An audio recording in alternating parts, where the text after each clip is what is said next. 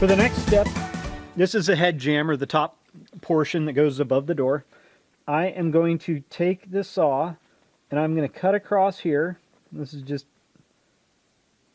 kind of a line to show you about where I'm going to cut.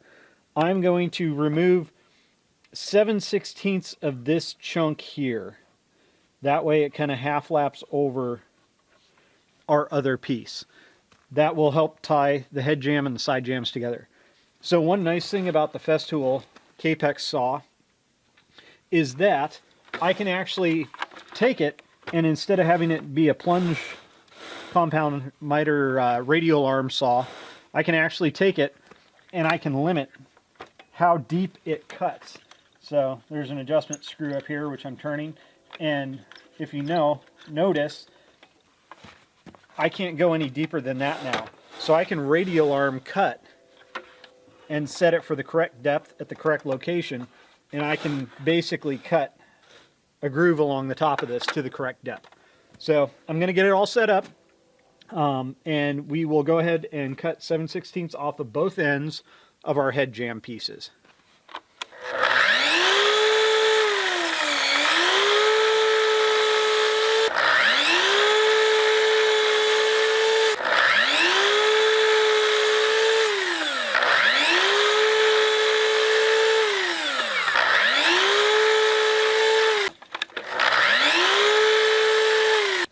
I'm going to go ahead and turn these around just so that I have this cutout area that I don't need to cut on the back side. Because you do limit the depth of the saw, it won't cut all the way back. So I'll flip it around just so I get that last remaining bit. Flip the clamp to the other side. Real quick on the Festool. You could do this with a hand saw, you could do it with a router, you could do it with a circular saw, you can do it many, many different ways, but I'm just doing it this way because I have that capability.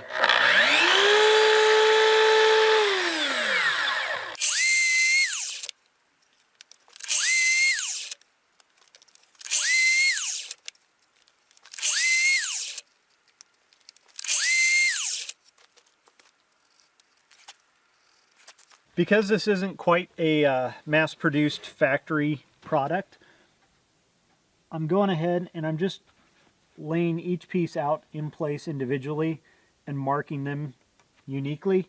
So I've laid this piece out, and this is obviously where they lap over. I'm using a marking knife and just scoring it. So that gives me a nice, clean, sharp edge to cut to with the saw. And then I also want the depth of cut. So Sarah's out here being awesome and helping me out because I don't have enough arms. And I'm marking across the bottom here where the joint would ideally be.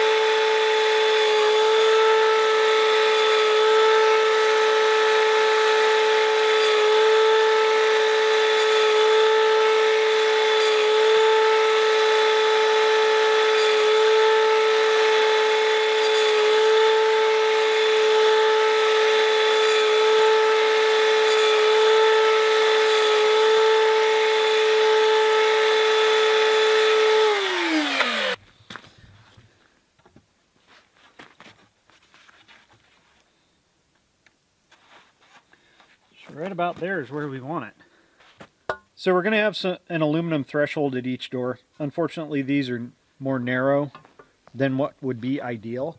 So we're not 100% sure how we're going to tackle that problem, but it is a 1/2 inch tall threshold. So I've made a mark, basically flush the threshold out with the bottom of the door jamb at a 1/2 inch, and then I'm going to go 1/4 inch deeper than where the door sits, because these thresholds are 1/2 inch wider than the door needs to be, or the opening needs to be.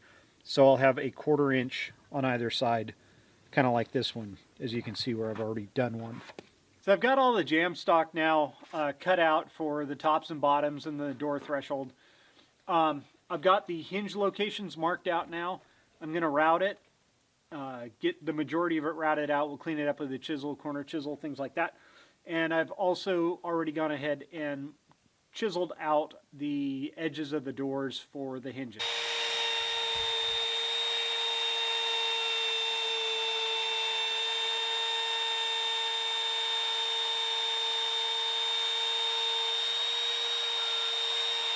Good morning, everybody, and welcome back to another episode of our Garden Shed build here with Dan and Sarah Makers. It is currently Thanksgiving morning for us. It's been very snowy on and off. We've probably got about 9 inches of snow on the ground. It's kind of warm, so all the trees are dropping snow. But before we get too excited about spending time with family and eating too much food later today, we are excited because today is going to be our door and hopefully window install day. I'm going to be happy if we get doors in. We built the frames from scratch. We got them primed for first coat of paint last night, and they are dry enough to put together out here and get our doors hung and swinging. And once the doors are in, then we can figure out where exactly we want to put our windows for elevation. We know side to side, but elevation we don't yet. So this is the first time we've had our doors, our windows, and our roofing all in the same place at the same time.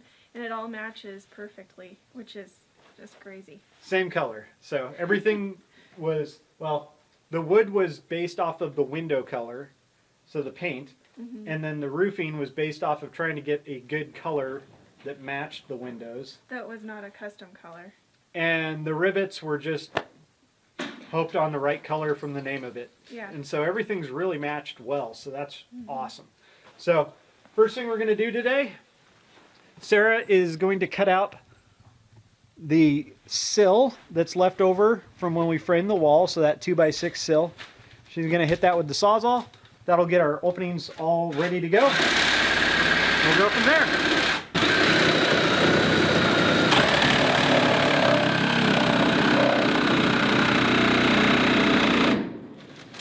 To assemble our frames together, I'm just going to put 3 screws in at the top side of each door frame.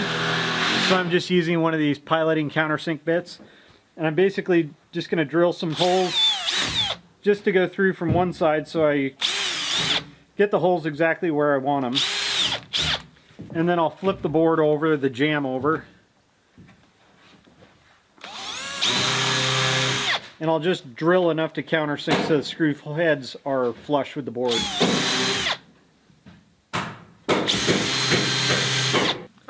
After quite an embarrassing failure on my part, I'll blame it on dyslexia, I mortised for all the hinges on the wrong side, so I made left-hand doors instead of right-hand doors.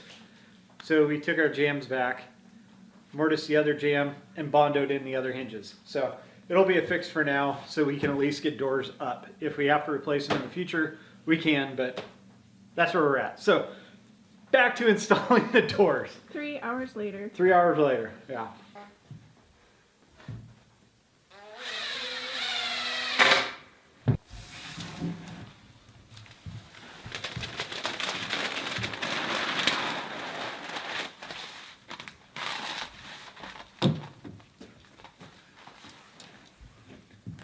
Perfect. Done. You want it to come up the sides a little? We want to go about 6 inches past both sides. Oh, you have something Yep. already. Sweet. Okay, so right about there.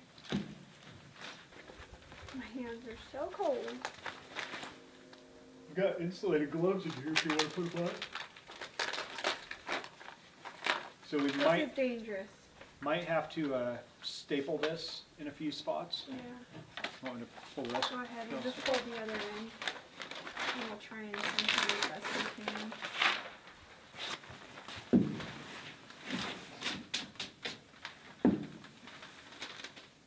Okay, I've got probably about 4 inches overlap.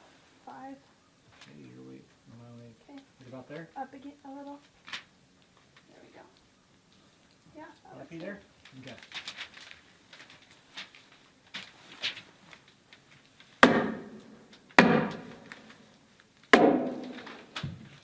So preferably when we hang a door,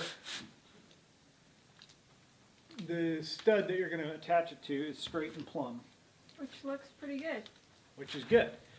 I like to have my hinges, this one's not quite so perfect. So that side would be the side to I would like to try and jam this side tight to that. Okay. That way the hinges that support all the weight and the twisting are nice and solid, and your jam's not wanting to do this on the shims all by themselves. Okay. So let's kind of bump it tight. There might be a little bit of a bow in this, but let's There is. bump it tight to the framing and check it with this. That again looks really close. Okay. So the one thing that affects us just blindly slamming this up against the framing is this top jam. Because if we jam that way and this is going uphill or downhill, then we're locked and we may have a big gap here or may hit. So we might have to slide this up or down to plumb it this way. Okay. So that's why we want to double check our head jam.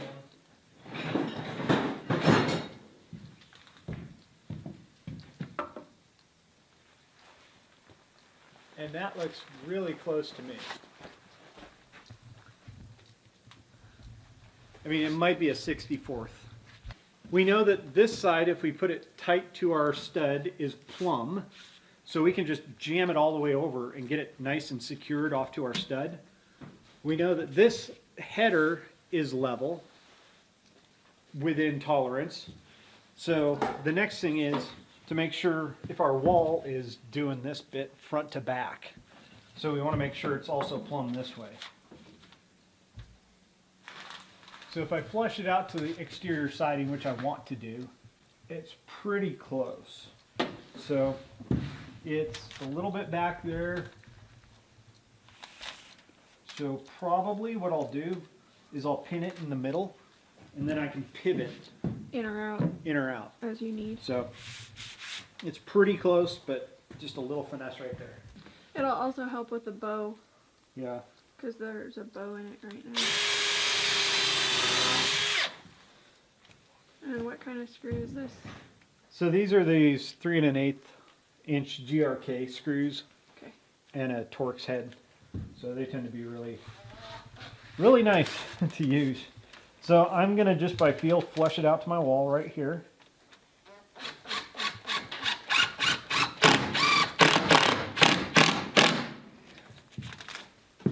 This jam had a little bit of a bow, so I've sucked that up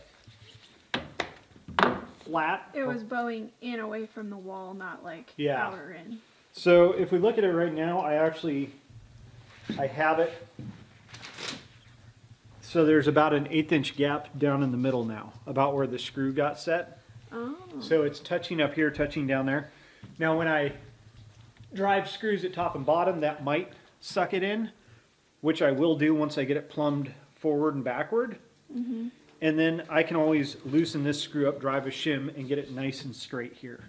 And that'll help with binding hinges and things like that. So I'm going to plumb it up this way now. The top needs to come out. To get it plumb, I'm just a hair in, quite a ways in, so I might actually pull this screw and shove it out a little bit further so it's proud of the wall. I can always float my trim.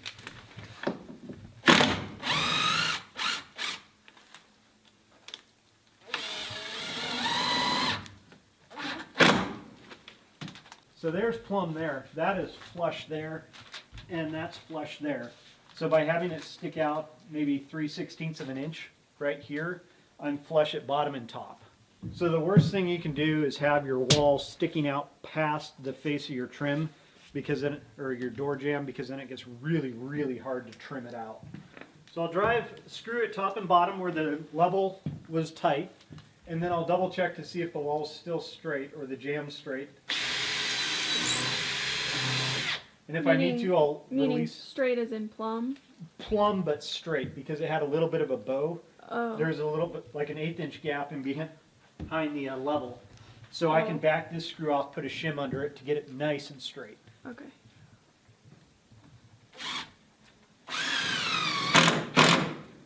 Maybe a 1/16 of an inch.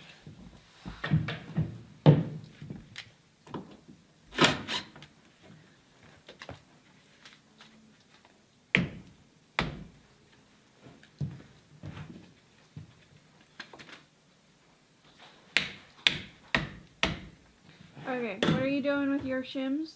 So I've loosened up the screw and I've driven shims behind the door jamb and the framing in between so that I'm pushing the jamb out. So when I put my level against this, I want to see that jamb touching the level all the way up. Then I'll tighten the screw back down and hopefully that'll make this super straight. Okay. It is looking really good. You don't see any gaps? It's much, much tighter. I mean, there's hairline gaps, but in the center here, I no longer have that 1/8 inch gap. So with a really wide jamb like this, if you've got just a 4.5 inch jamb, 4 9/16 for interior walls in a normal house, maybe one shim is enough.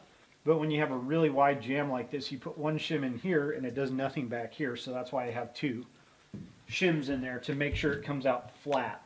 So I checked it here and I checked it back here where the hinges are. If this is not straight and flat, your hinges are going to start doing weird things. They're going to be at angles compared to each other. And that's where you start having squeaky hinges.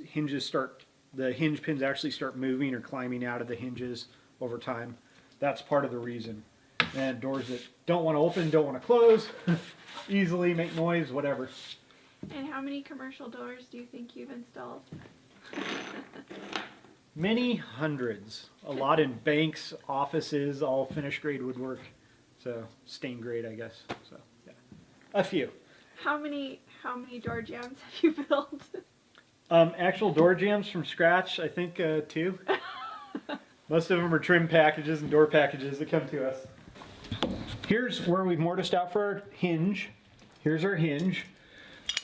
It's going to be installed just like that, not super high-end or anything like that. But I'm going to drill these first before we try and put screws in just so it goes well. These hinges, they do have a security feature on them.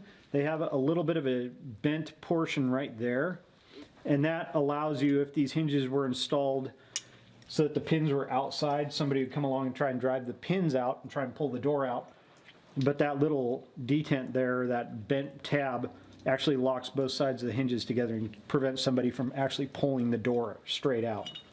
So to drill these holes, I'm using a Vicks bit or a snappy bit. It's basically a spring-loaded self-centering drill bit. They have different sizes.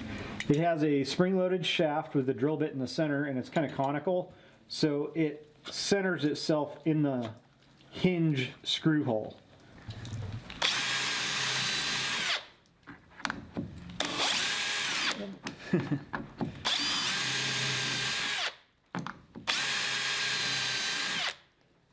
Just like that.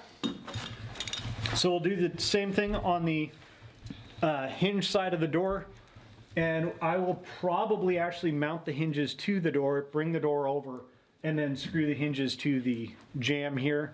Once the door is swinging off of the secured side like this, then we'll adjust our strike side and our head jamb if we need to.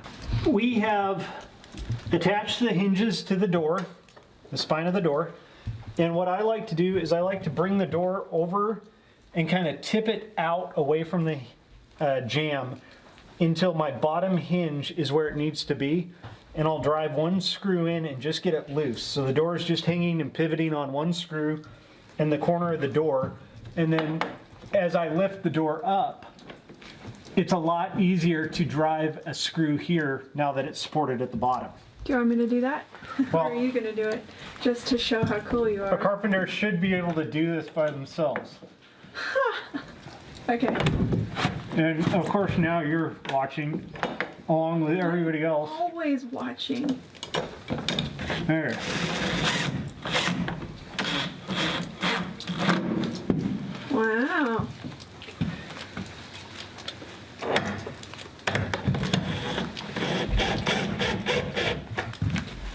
So I'm going to start filling the holes.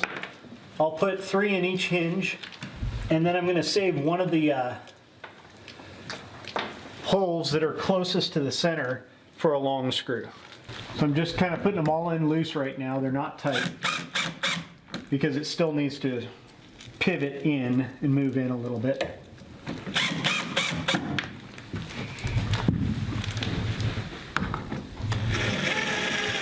So at this point, with the screws partially out, don't try and close your door because it'll jam up against the screws.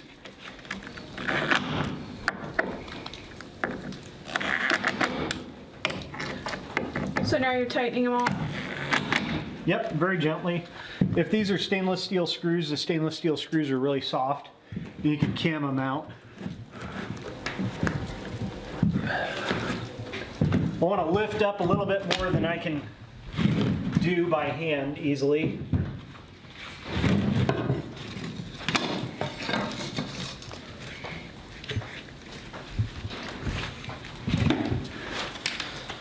So this will give me a little bit of a foot pedal.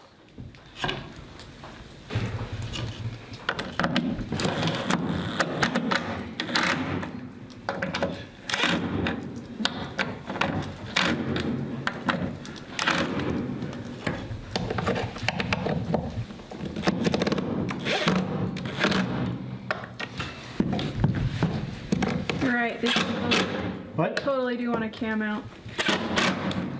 Yeah. If you're doing commercial hinges, you'll probably be using number 3 Phillips screws. Use a number 3 Phillips driver. Don't try and use a number 2.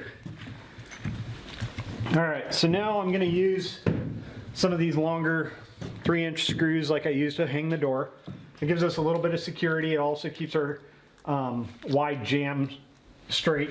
The reason I left the screw hole out closest to the center of the door is because I want more ability for this to go into the framing. If you try and go into one of these screws, a lot of times you'll actually go between the framing and the drywall. So there won't be hardly anything there to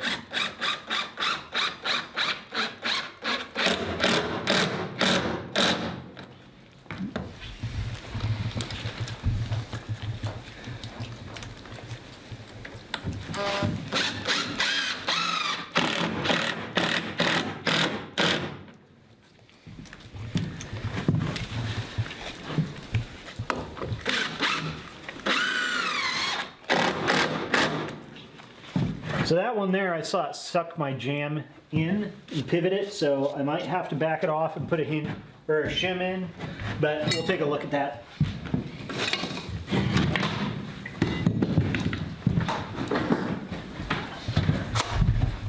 And just like any construction project, it gets really dark. Is that an Ottlight? Are No. you going to tell us that you're sponsored by Ottlight? No, it's a black diamond. And we're not sponsored by Black Diamond.